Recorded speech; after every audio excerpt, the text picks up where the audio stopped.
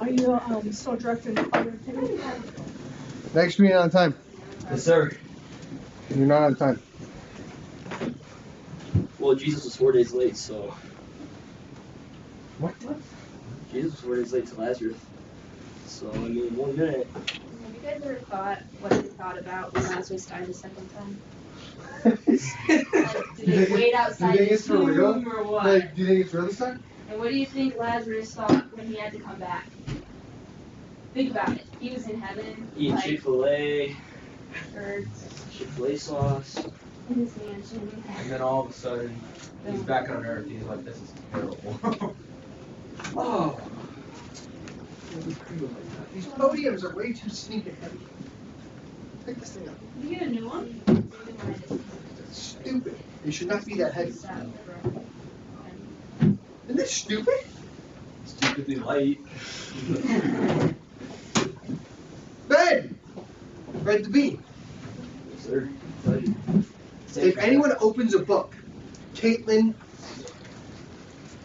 put your hand. I don't care what you. No. Can I have a piece?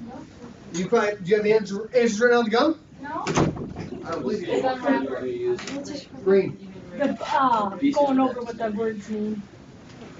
The letters.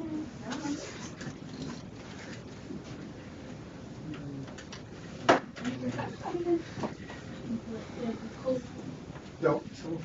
That's what I Spell it wrong.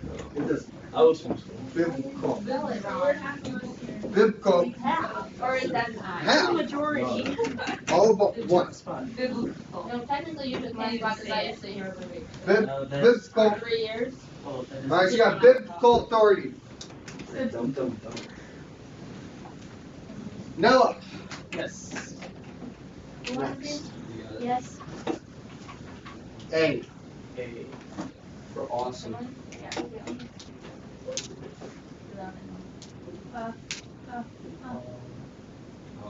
Are you still regenerate?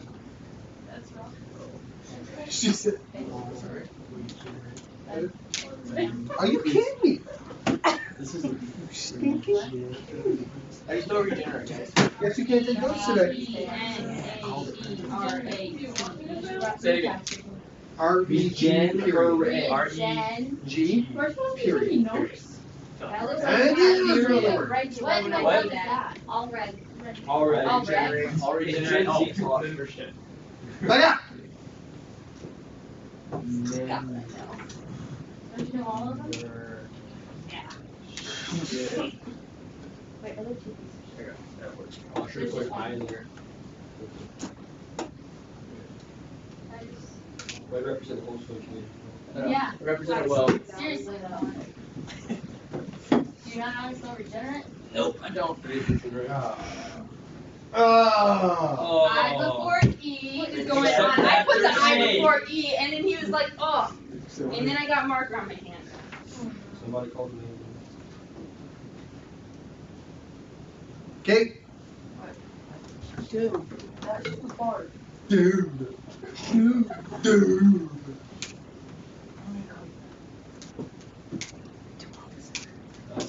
Bell. Doc. Nice. Bell has Can't two spell L's. lever, Becca? Huh? Can't spell lever. No, I actually Can't No. spell what you're not. Done. Oh, you have the black one. Racist. Yeah, no. Proud. Starts off. I'd better too. What? Earlier than I think.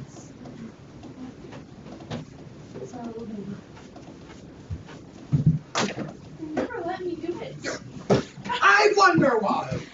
I always look at the book so that I can do it. Yeah, that's the point you're not supposed to be doing.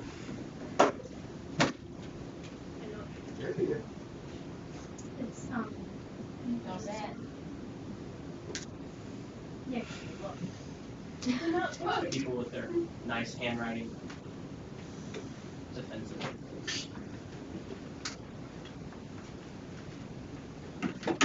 And today is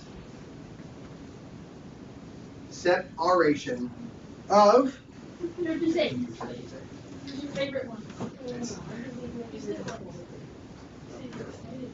It's not a good one. I was being sarcastic. Oh, what? Sorry, that was horrible. Was it the one from last week? Sign. Yeah, I like Priest of the Believer, actually. That's my favorite. That was kind of scary. So it's this week and next week? This week and next week. And then, final exam. How many of you did your midterm? Not. When? Wait, Do are we going? your midterm. Is that an open book? Yes. It is. Okay. Everything we do is open book. Awesome. Open book. Does it Open book. have to, You scared me last night. I didn't know. So Yeah, I'm not. So here's how I live my life. All right. I try to I want to try to help prepare you guys for what you'll actually face in life, right? And so you actually face in life, and you have to defend your beliefs. You have your phone, you have a Bible, you have resources. It's not like I can't look at my Bible. What? How do I? So you don't carry your Bible on everywhere. So Do you have your phone? Who has a phone? Who has a Bible on their phone?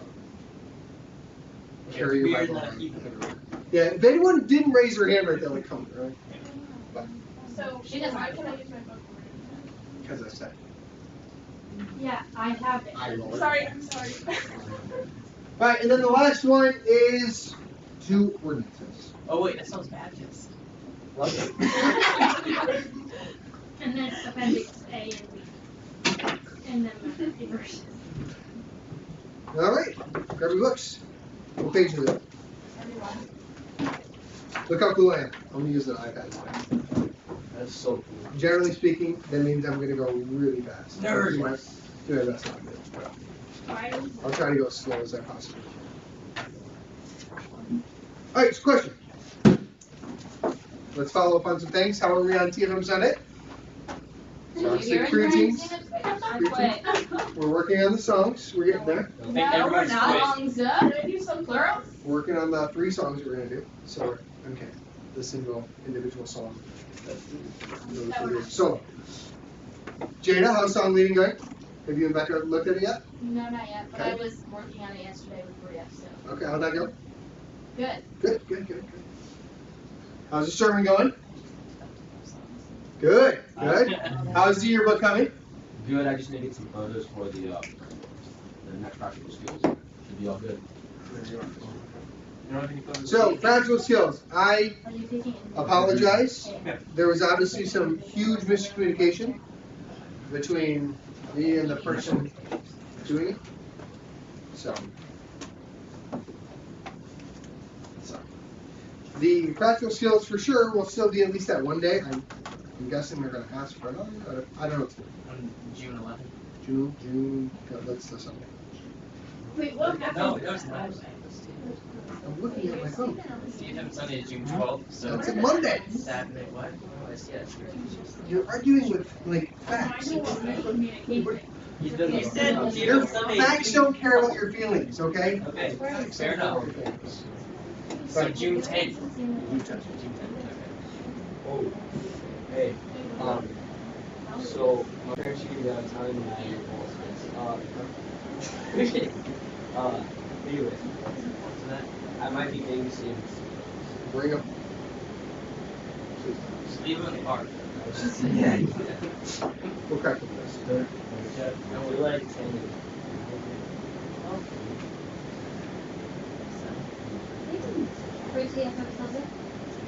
No. Crouchy says. Feels hot in here. Okay. So we're doing a run through on the extended and practice. Okay, so it's like all day. Yeah. What time is the rehearsal? so like What's Crouchy says? Probably like 2:30? Okay, be here. so Sorry, 10 o'clock. Be here 2:30. what does that mean? So like Tim said that Uncle Adam will do this, and you're not here yet. We get up, we start it, we sit on the platform in case you guys completely choke. Okay. Otherwise, you guys are the service. And then you're not like coordinating. You guys are moderating, you guys are. Peyton's gonna moderate. They hyped me up. What's monarchy? Hey, no! For the first time!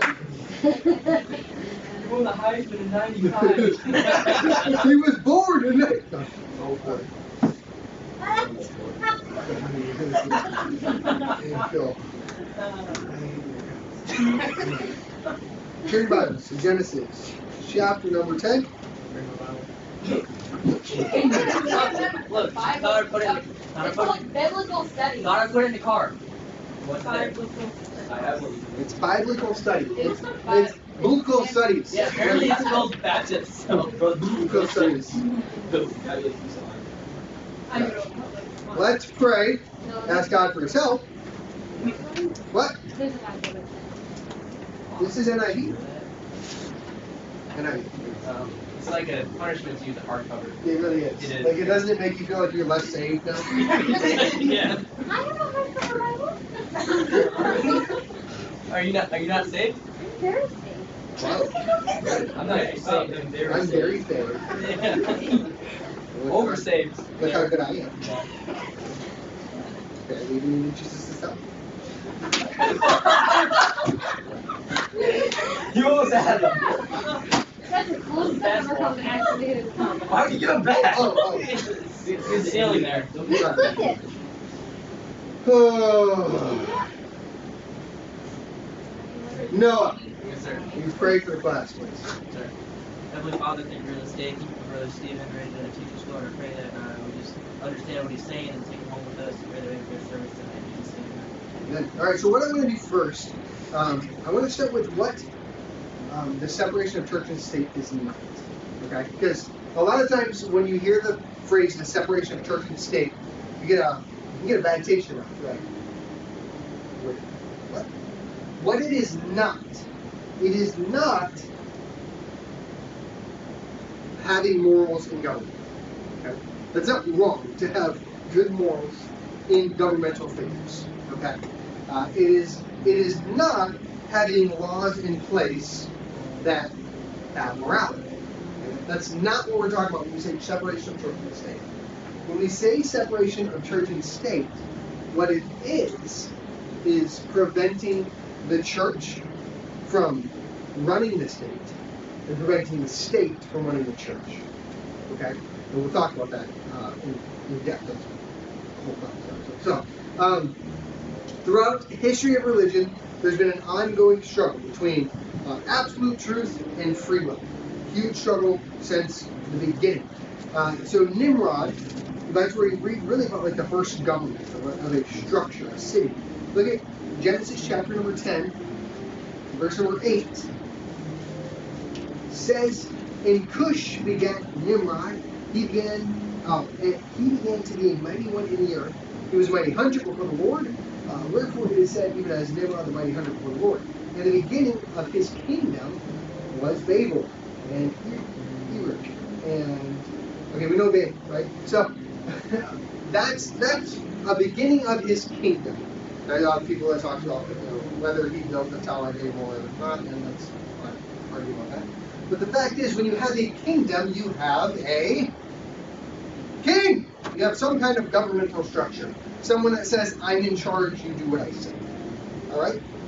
And so Nimrod is really the first place that we see this, all the way from Genesis, and we see it all throughout the Bible.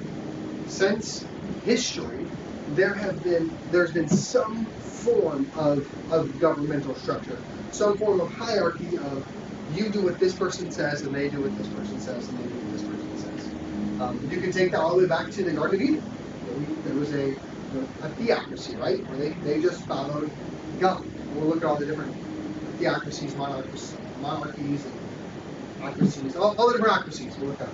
But when Adam and Eve, they were really just responsible for doing what God said. Right? And that theocracy was still in place, even though they disobeyed, because they still sacrificed to God. We read about Cain and Abel going and sacrificing to God. It was still that same kind of theocracy that was in place. But we'll find that didn't really work. You would think that would work, right? Like, just us and God. God being the only person that we answer to, that's got to be correct. How can it get any better than that? But we'll find actually, in history, they work over and over again. They tried to do that in Israel. They failed constantly. They had judges in the land, right? Before they had kings. Guess what? They constantly needed judges to rescue them from the rebellion and their captivity. All because a theocracy wasn't working. And so we'll look at that in depth. All right, so sometimes the government, also called the state, which we'll look at a little bit later, has existed peacefully with religion. Sometimes the state has perceived religion as a threat. And what that has always led to was persecution of that religion. All right, and so if we think back to the time of the early church, was the early church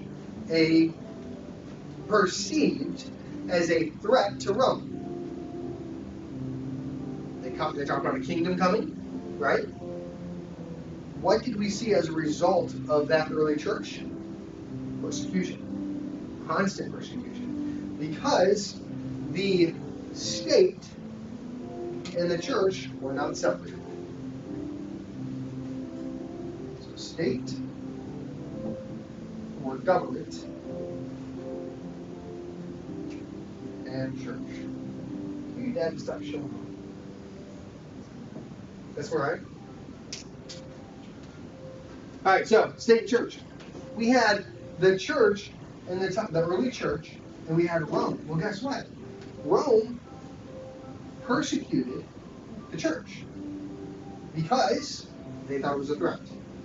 If we had this separation, guess what? They don't get past this line.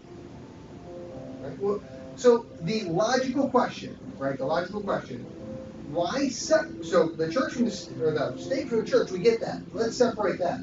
Right? That makes sense, doesn't it? Why does it make sense to separate the church from the state then? Give me your thoughts. Let's talk about this. Do we agree the state should not tell the church what to do? Do we agree on that? Yes, okay. So why shouldn't the church tell the state? Because it's been done before the Catholic Church when King Henry and the Pope kind of ruled. It's like King Henry took the Pope's advice. We can find through history it doesn't work. Like, first off, we know it doesn't work. What are some reasons it doesn't work?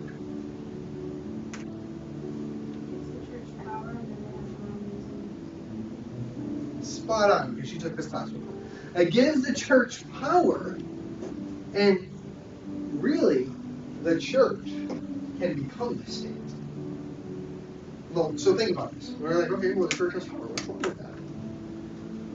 What about the church becomes the state? Let's say they're together. They are one. The Church of England, for example. Great example of the church becoming the state. The King of England is the highest person in the Church of England. All right, they are the same. Well, what about when that King of England says every single person has to attend the Church of England? We got a problem there, right? Because not only are you taking away free will, but like the individual soul liberty, that's gone. Because now you're telling someone you have to believe this thing. What about?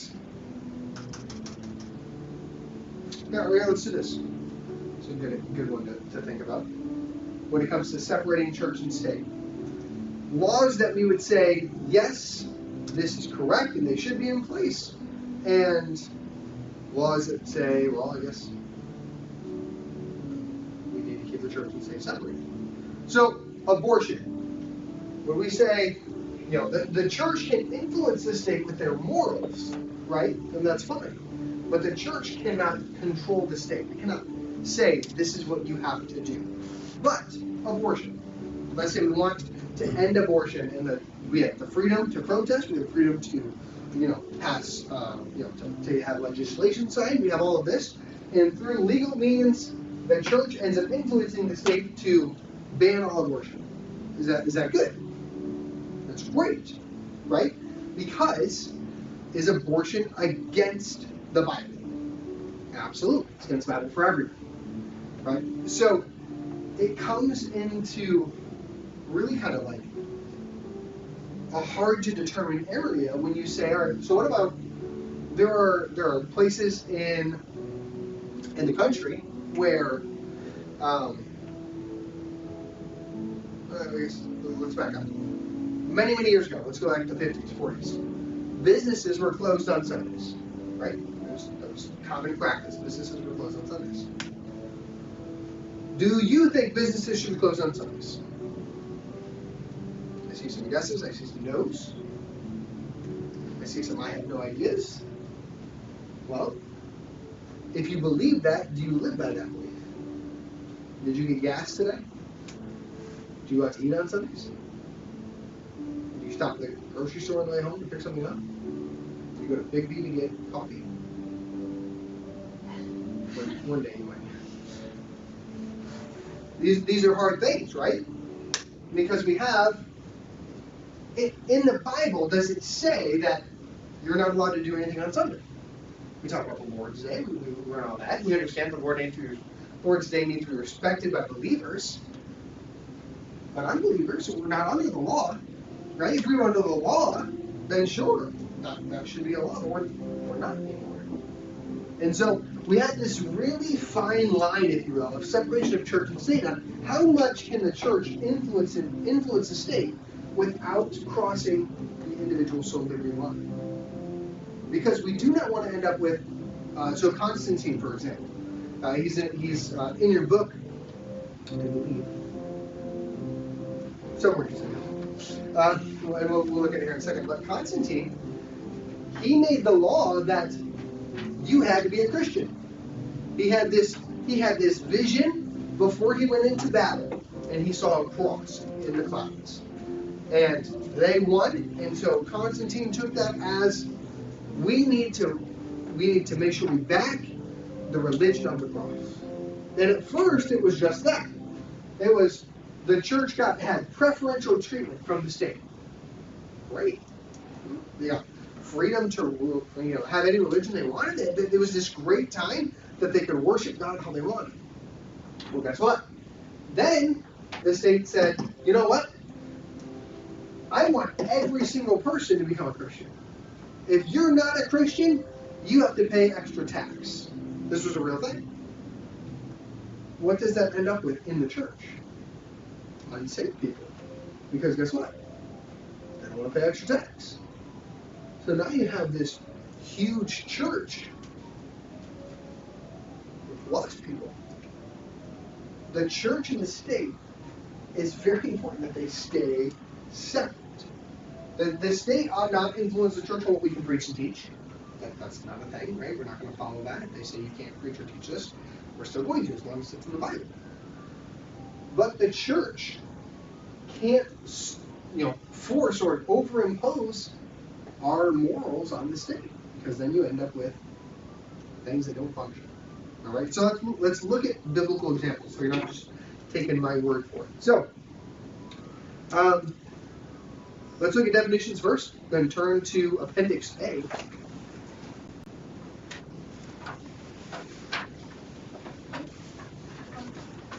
Appendix A. It's where your appendix is. Oh. Okay. All right, the first one, theocracy. What page is it, Emily? 97, according to Emily. Will you read it, please?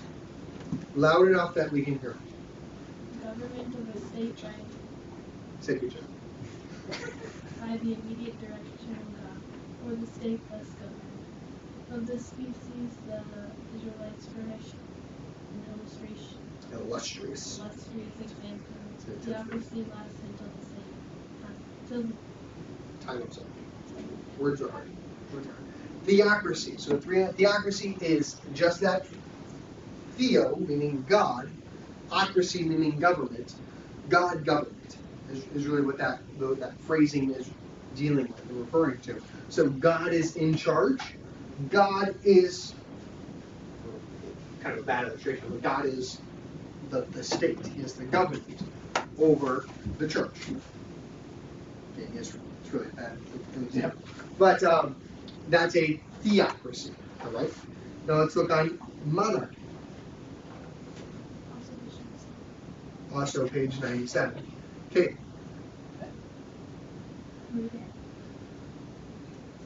A state or government in which the supreme power is lodged in the hands of a single person, such as a state, is usually called an empire or a kingdom. okay, so a monarchy, we can just have, like, so for example, Bhutan is a monarchy. They have a king and a queen. So monarchy and dictatorship, they're technically by definition the same thing, but generally, so dictatorship is going to be one person, generally an extreme tyrant is what a dictatorship would be referred to. But monarchy being king or queen that run that one person that's in charge. So what about state? Jada. The operations or concerns of the government of a country, the bodies that constitute the legislature of the country as the States General. Okay, so state, also known as government, really, to make that easy. Becca, church. Where's your book?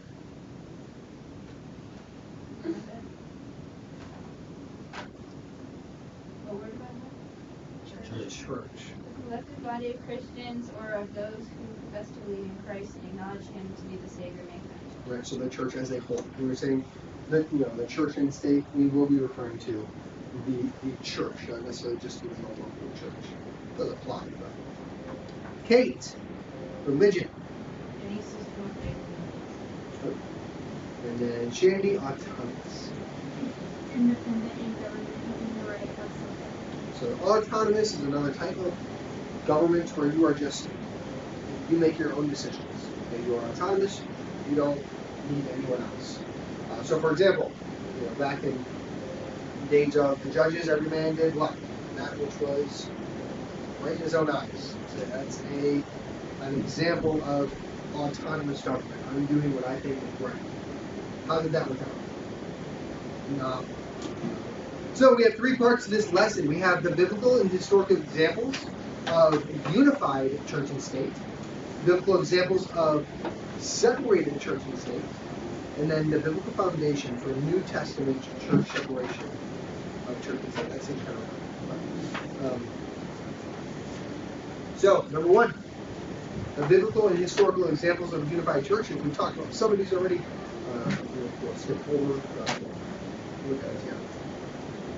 All right, so the first and most obvious example is that of the state of Israel, the people of Israel. God told Israel as a nation that He would be their God and that they would be His people.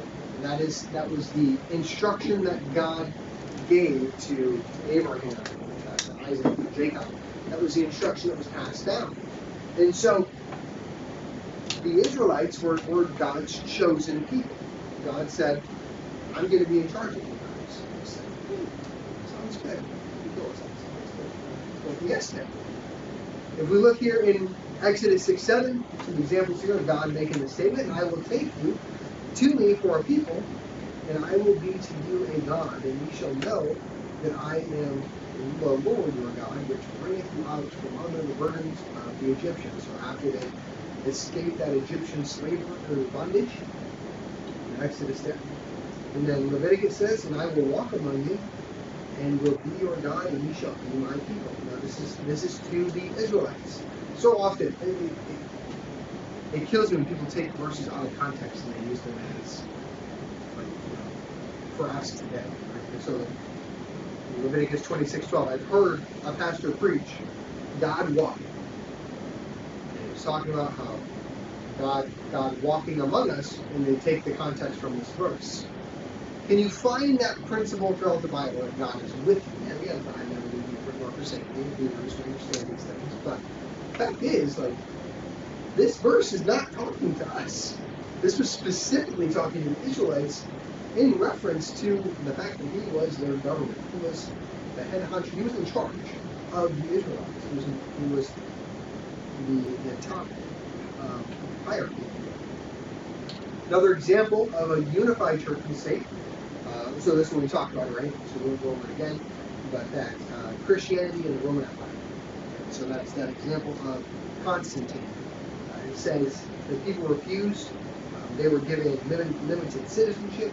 Eventually, they could even face death. And that was some examples of things that did not work of unified church and state. So unified being God and the Israelites, and Constantine and Christians did not work. And what about a separated church? Biblical and historical examples of a separated church and state. So biblically, this concept is not seen any clearer than when Jesus said in Matthew 22:21, they say unto him, Caesar's. Let's just turn it. Matthew 22:21. Questioning if that's a useful.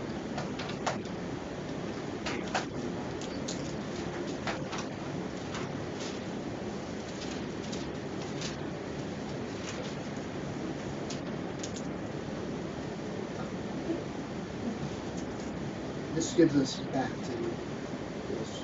this. Let's give my context of this. Starting verse 15. Then went the Pharisees into council how they might entangle him in his talk.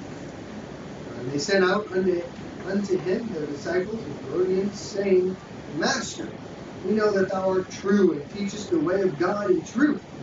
Neither carest thou for any man, for thou regardest not the persons of men. Tell us then, what thinkest thou? Is it lawful to give tribute unto Caesar or not?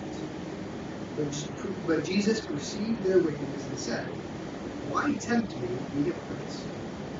So I love the fact that he calls them out, and he's like, I'll answer your question anyways. Like, you're being ridiculous, but sure, let's answer the question. It says, Show me the tribute money. And they brought him unto him a penny. He saith unto him, Whose is this image and subscription? And they say unto him, Caesar's. Then saith he unto them, Render therefore unto Caesar's the things which are Caesar's, and to God the things that are God's. We're going to see over and over throughout Scripture. The fact is that there are things that are set aside for government that we're to follow, and there's things set aside for God that we are to follow.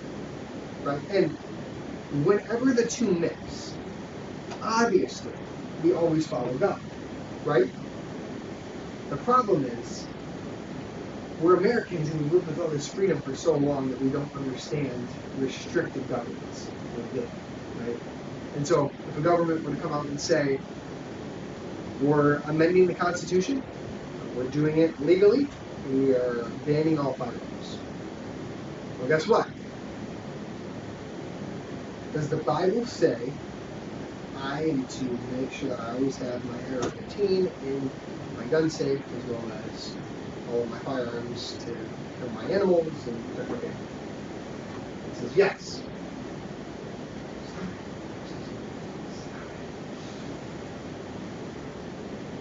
So the fact is, we have to follow government. And it's not always fun. I don't mind telling you, I'm not a big fan of this movement. But we're supposed to follow the government. Right? Stop signs? Well, then you should just turn every stop sign into a yield sign, right? But is there anything in the Bible that says that it goes contrary to verse 9? Do we think these game laws that we have for hunting are stupid? Yes. But guess what? Is that contrary to God? If you are not sinning like God, it's where it doesn't get fun, right? The change is the moment that we are doing wrong, the moment that we do wrong by following the government. That's the problem, right? And I've said this before, and I've said it for many years. I've heard over and over where Christians will say, hopefully for many years, doesn't get named, but I've heard many Christians say that the moment that they ban that door knocking, I'll be out there, I'll be going, and I'm just like, it's legal. You can do that and not get in trouble. Us as Americans, we'll get like a little freedom that might be taken away. Oh, I'm gonna make sure I utilize that freedom all I can. We can tell people about Christ openly. Guess what? You go to China, it's not the case. They have to make sure that they know the person first, that they have some kind of relationship with them in order to share Christ. You go to some places in India, and the persecution against Christians is extreme. You go to these closed countries, Sri Lanka. You can't just say, hey, Bible study, come on over in our house. We can't hear. And us as Americans get so spoiled with our freedoms that we forget about the fact of what really matters. And if things are not causing us to sin against God that the governments are bringing us to do, then we just do. The fact is, we're supposed to honor and pray for the people in authority. We'll look at that here in Peter in just a little bit. So, in Matthew 22, we can see here where Jesus clearly says, there are things for Caesar, there are things for God. And render to Caesar that which is Caesar's, but God that which is God's. It's not always the most fun thing. I don't like taxes. I hate taxes. You go buy a car, you pay tax on that car. You buy a house, you pay tax on the house. And then you keep paying tax on the property for the rest of your life. I don't like taxes. But guess what? Am I sinning by paying them? I'm suddenly double negatives in my mind. Am I sinning by paying the taxes? No. And so if I'm not doing wrong and I'm following the government what they are telling me to do, even if I don't like it, so do.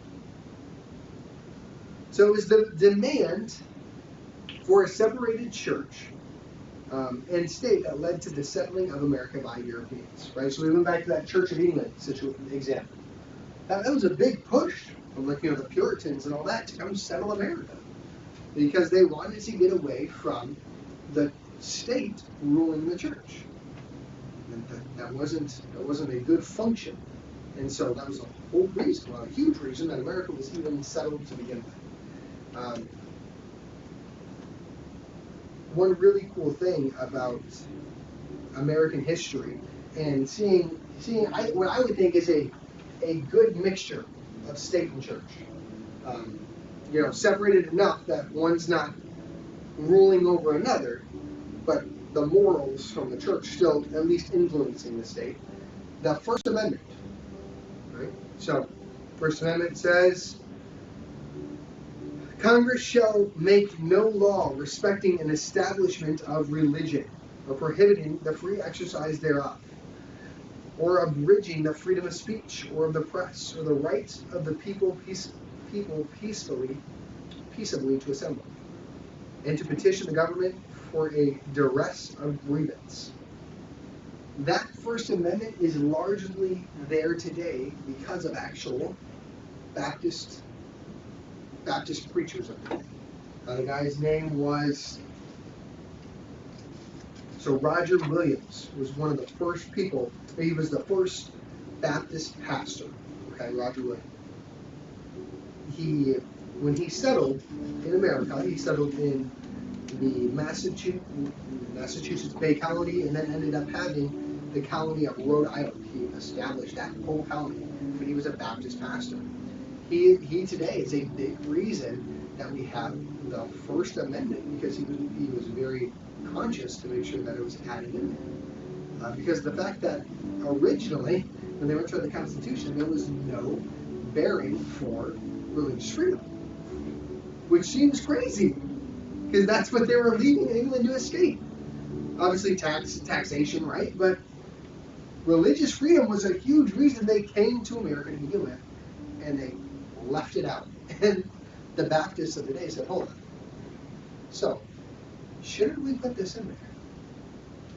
And now, because of it, we have the freedom of religion, the freedom of press, the freedom of speech, which I don't mind telling you is a pretty amazing thing, especially when you look at other countries around the world. You go over to North Korea, you can't say anything bad about Kim Jong-un or whatever his name is. But Kim Jong-un, you can't say bad things about him. You can't stand outside his palace and go, I want a new dictator. Like, you can't do that.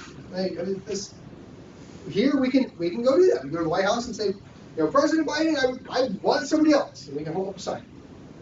Pray to get saved, but can you get out of the office as well? We have that right to do that by the state, largely because of Baptists in America at the time of the writing of the Constitution, which is really, really, really cool.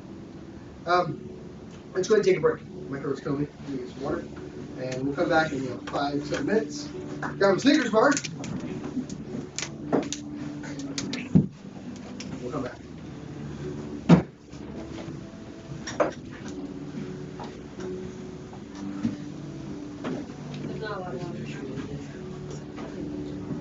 Melody just bought like 4 things that were going 3 weeks ago.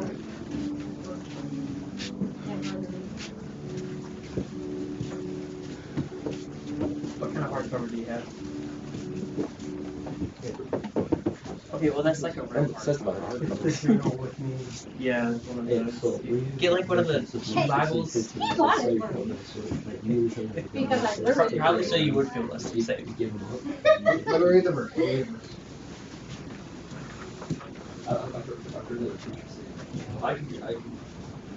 Oh, I like this. It's individual soul living, right? It comes back to this one. Well, I can't tell you that's what you have to do. You can't. Well, that's Right. It's each person. It's their own. And that answer to that, right?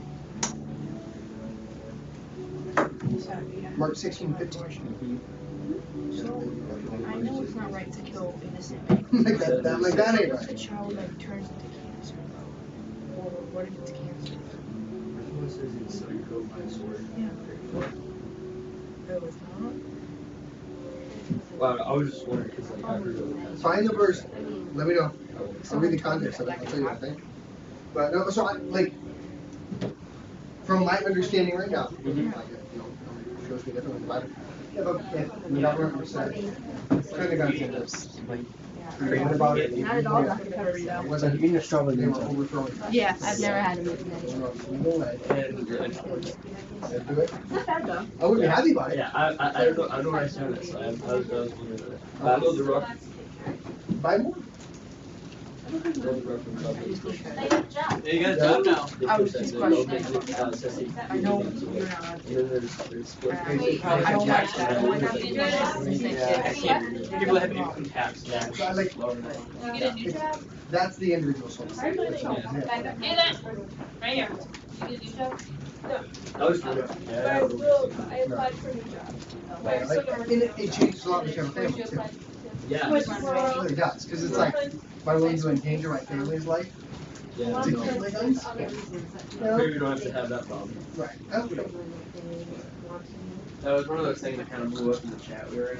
Did it? It like split everybody because like you have military families and are like, well, we're not giving them immigrants, and other people are like, yeah, so it's, Yeah, I'm You're in not the a first fan. grade. I had a lot of guns. I want a bunch of them. I think we should afford them. And how is it worth it for the cherry cream? Tastes like a strawberry. It's It's really really good. it's really good. Strawberry and stuff.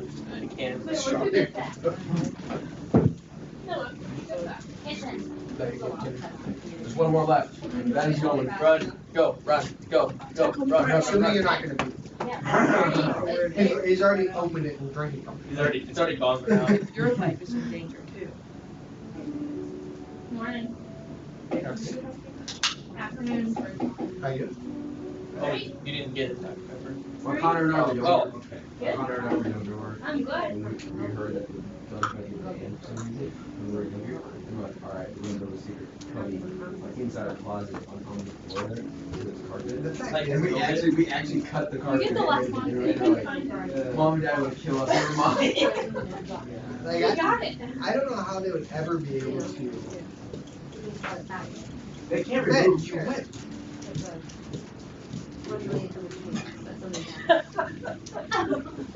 the box away? I think there's a word for that.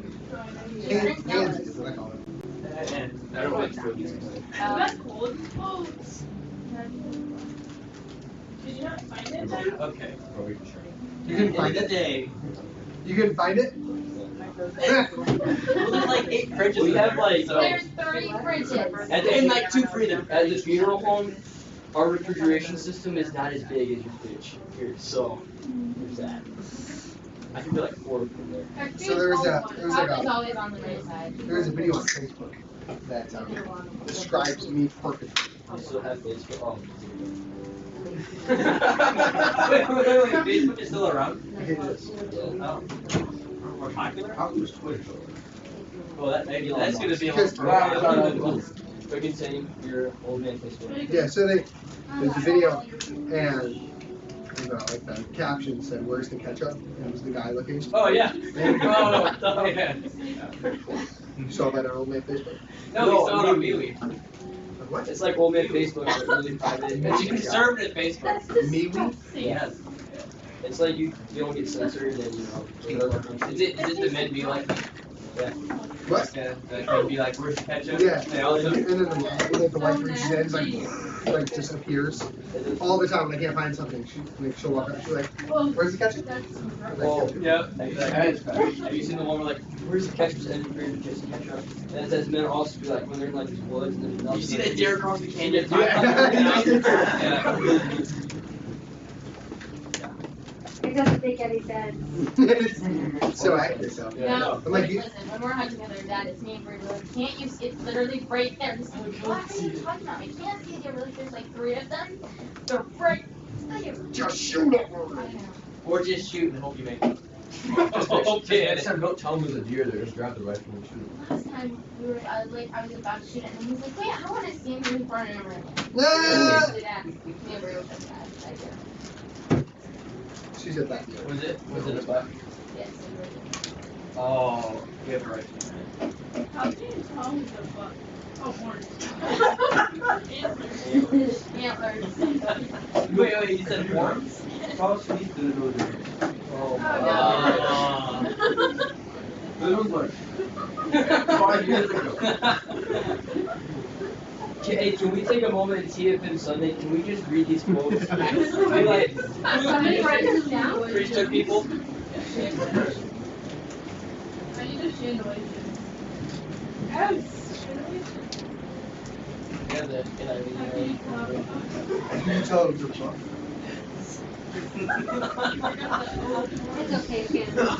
Oh, horn. Oh, Horn. One back. Yeah, horns, not antlers. It's only my grandma.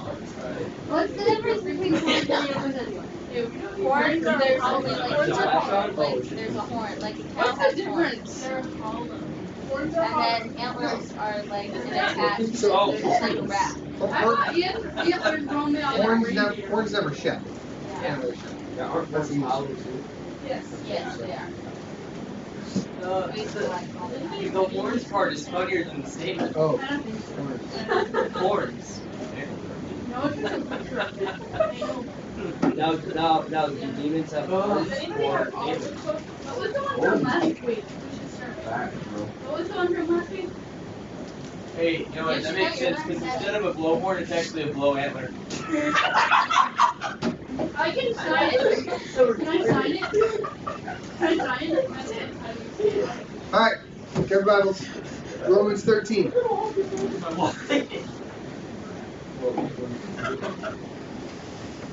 I'll see myself out.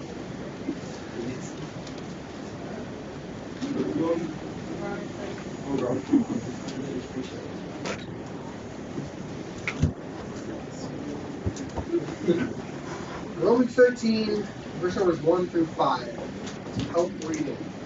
I have a volunteer, please. Jada. You went like this. You went.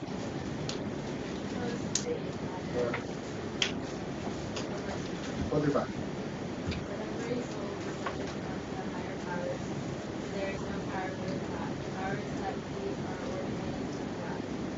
Whosoever therefore resists the power resisteth the ordinance of God, and in that resistance shall resist themselves in nation. For rulers are not heirs to the word,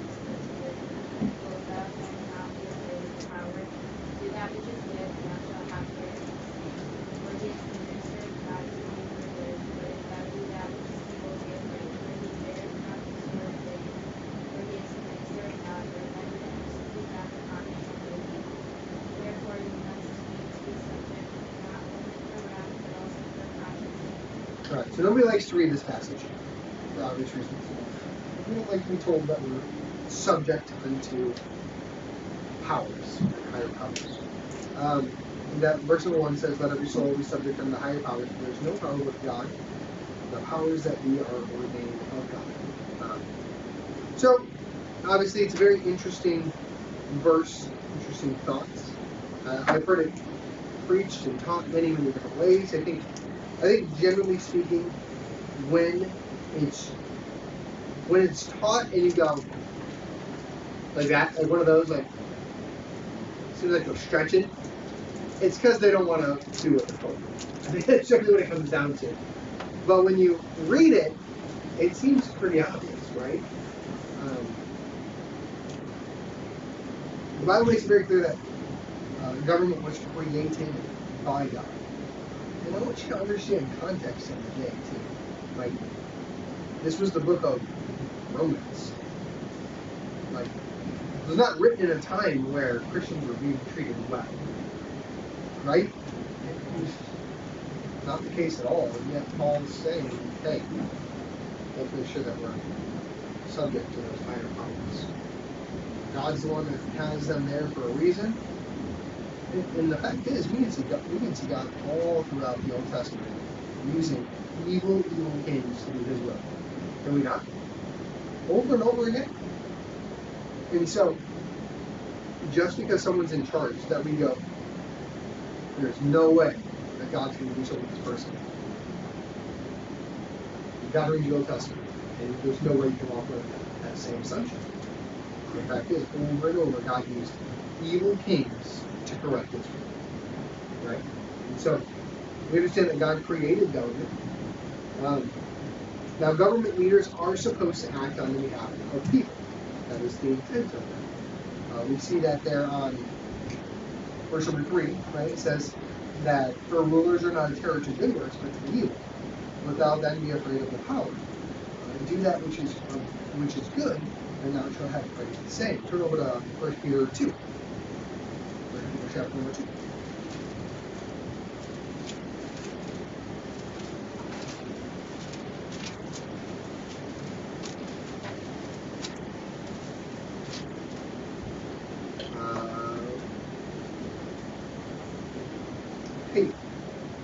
Will you read verse number 13 and 14?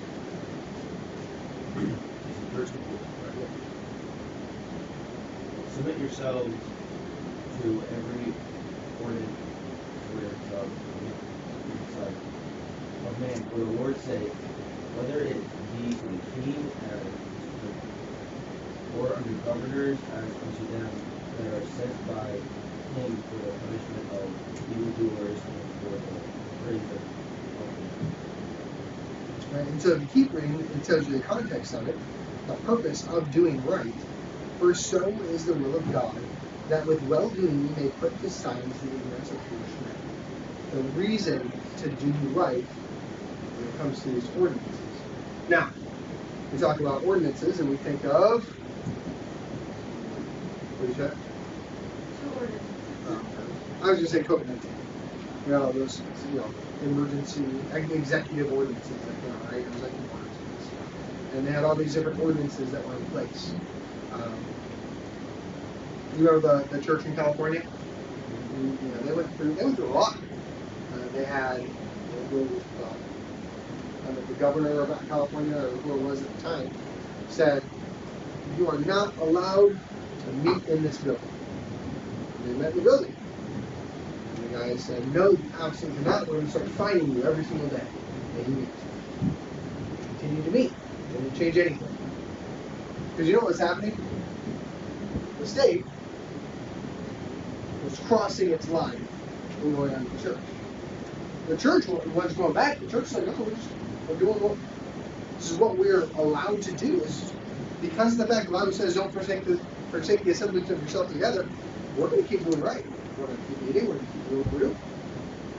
Well then we had that same church, they said, okay, you can meet, you can't sing.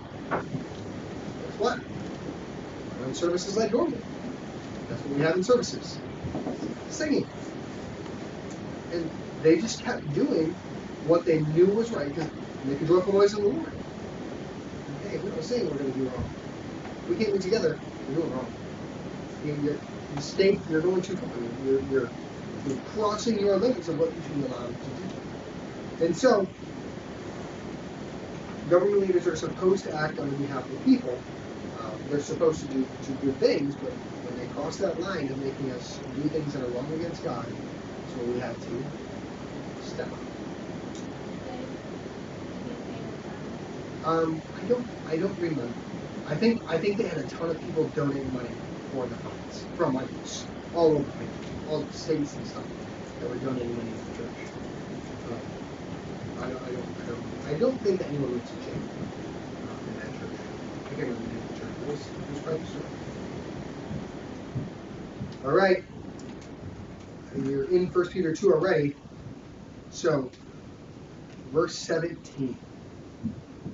Honor all men, love the brotherhood, fear God, honor the king. Honor the king. We are supposed to honor, and we'll look at some other verses here that tells us we're supposed to pray for governmental leaders. Not always something that we like to do. When, let's be honest, when people start cheering, let's go Brandon, that's not honoring our leader, no any means, right? Now, do I agree with any does? No. But am I going to make sure that I at least honor the position? Absolutely. The President of the United States, yes. Let's look at let's turn over to 1 Timothy 2. Look at this one.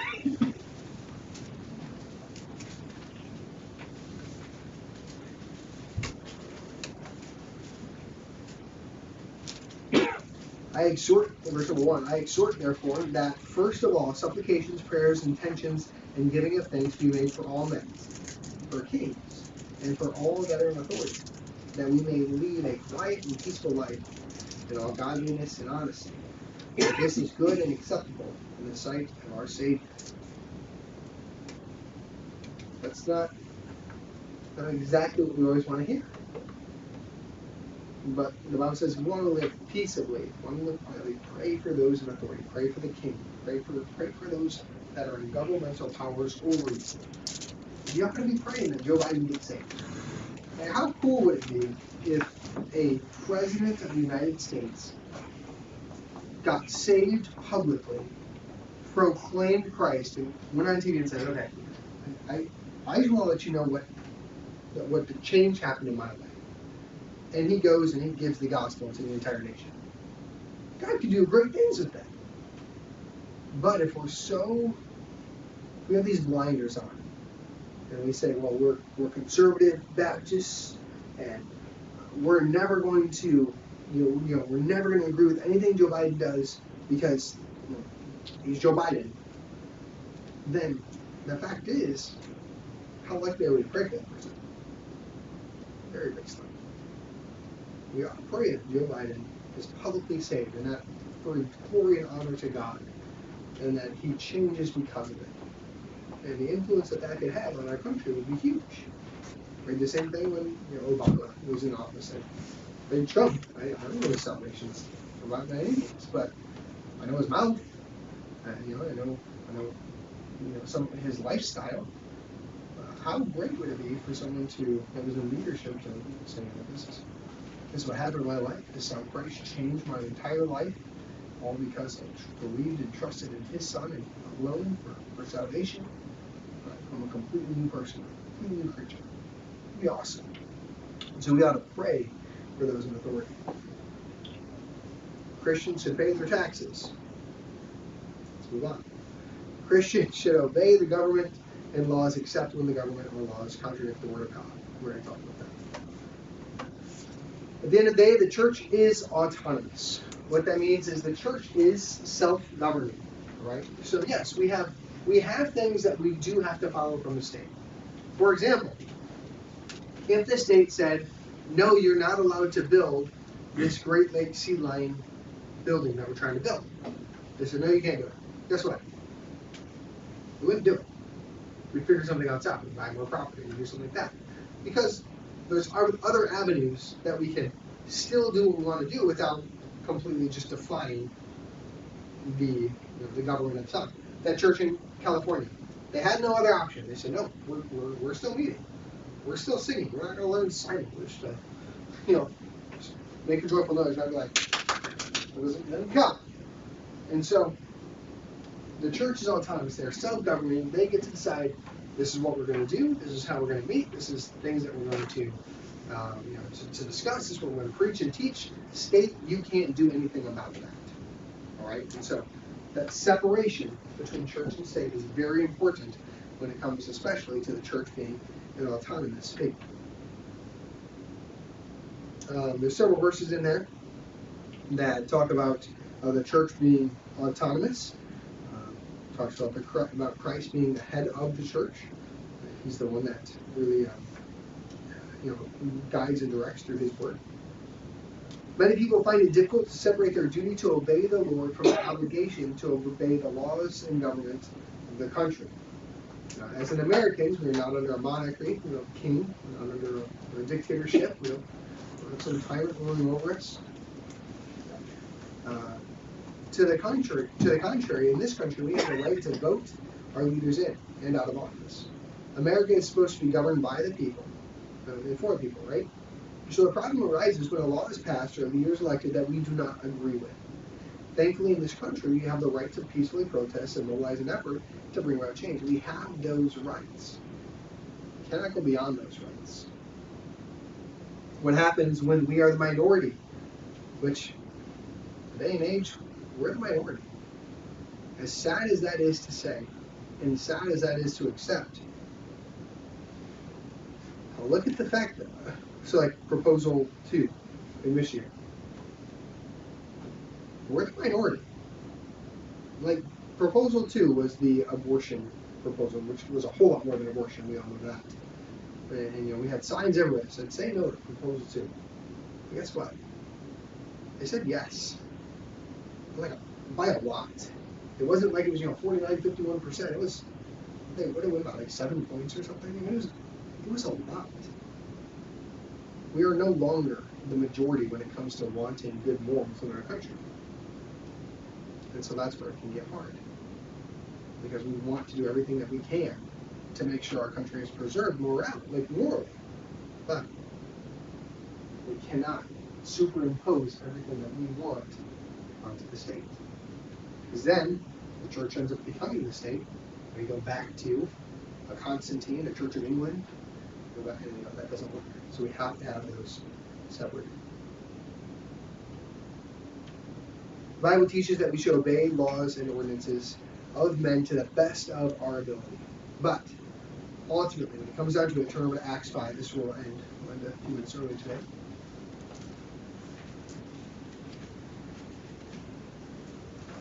Acts chapter 5.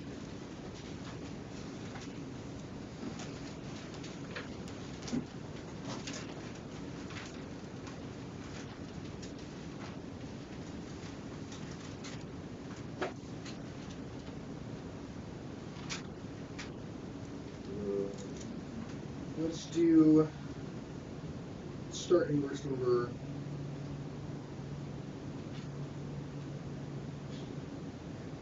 22. But when the officers came and they found him not in the prison, they returned and told, saying, the prison truly found we shut up with all safety, and the keeper standing without before the doors. But when we had opened, we found no man within. The high priest and the captains of the temple of the chief priests heard these things. They doubted of them whereunto this would grow. Then came one and told them, saying, behold, the men whom ye put in prison are standing in the temple and teaching the people. Then went the captain with the officers and brought them without violence, for they feared the people, lest they should have been stoned. And when they had brought them, they set them before the council, and the high priest asked them, saying, did we not straitly command you that ye should not teach in this name? And behold, ye have filled Jerusalem with your doctrine, and intend to bring this man's blood upon us. Then Peter and the other apostles answered and said, we ought to obey God rather than man. When it comes to government, when it comes to separation of church and state, when it comes to you deciding for yourself, for your individual soul liberty, and you say, okay, when is it separate enough? Go back to what Peter said. We ought to obey God rather than man. You have a dilemma in your mind that you're thinking, and you say, okay, is this right or wrong? We ought to obey God rather than man. Man says, you can't meet in church anymore. We ought to obey God rather than man.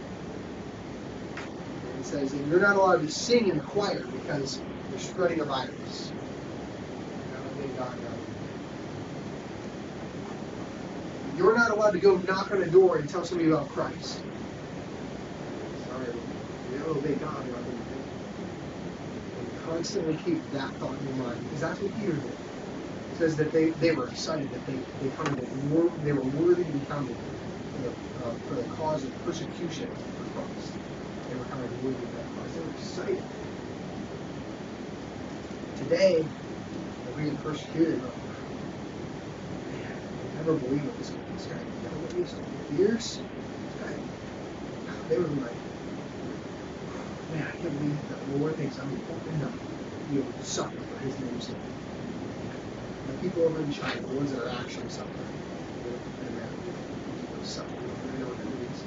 People in Sri Lanka, people in closed countries, the ones that are trying to get messages into North Korea, the Christians that are being taken captive in India, those that are actually suffering, and the joy that they have because they know the cause of it, the reason for their suffering, nothing that they did, just to be honest. There was a book that I read, what's the name of that? What? Yeah. I think was it The Persecuted Christian or something? No. I read a book about, it was from a guy that was over during the whole Hitler time frame, the Nazis, and he was taken into a war camp, and he was arrested over and over and over. And it was always because he was a Christian. It was always that. He was hiding Jesus. He was doing something to try to help. He was going against the law because he knew he ought to obey God rather than man. And in the sufferings, he said it was just joy. It was joy that he couldn't explain. So he knew he was suffering for the cause of Christ. He said when you would think about what Christ went through, you knew it was nothing in comparison to what he was going through. And so he said, if I can suffer just this little bit to prove how much I love him. The fact is, one day we're going to stand before Christ. Much sooner than we think. We're going to stand before Christ. And what are we going to have? We're going to live in America. Some young people passed on contracts.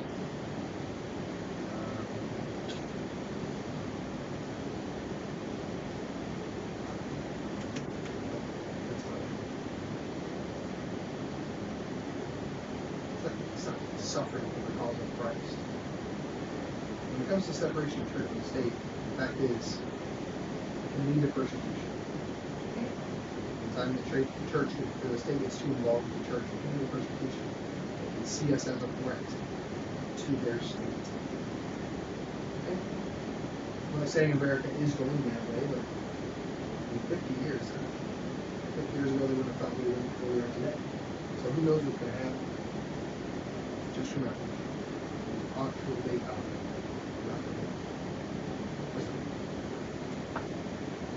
Father, we're so thankful for the examples that you've given us over and over in your word. And you showed us that when you wanted to rule Israel, they wanted a kingdom. showed us that when people just do right in their own eyes, it doesn't work.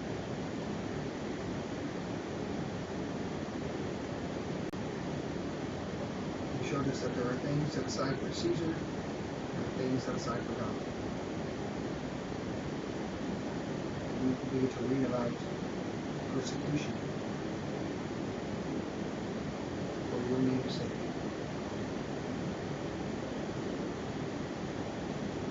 I ask that you would increase our understanding, you would allow these thoughts to remain in our hearts. Just ask that whenever we're faced with a dilemma, we would just put our mind what you are saying. Talk to a baby, recognize you are the priority. At the same time, I ask that you give us the long suffering, the fault when it comes to obeying the ordinance of God. Give us hearts that care about our government. That you would bring Joe Biden to our mind often, pray for his salvation, bring Gresham Whitman to our mind, pray for his salvation. We would see some of these people changed and glorify your name, and lift you up. It'd be an amazing thing. As they be with us now as we leave, and we give safety for those traveling. Preaching that's going to happen tonight, power and protect your pastor, strength and voice. We love you so much. We pray these things in Jesus' name. All right, you are dismissed. Don't forget about the midterm. We have class next week. We have a final exam.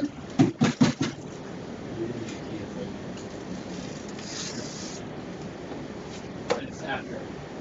What is? Where's the syllabus? Who's got a syllabus? I don't want to say no zero. Should be one up there on the. Check the syllabus. Is that on the? Yeah.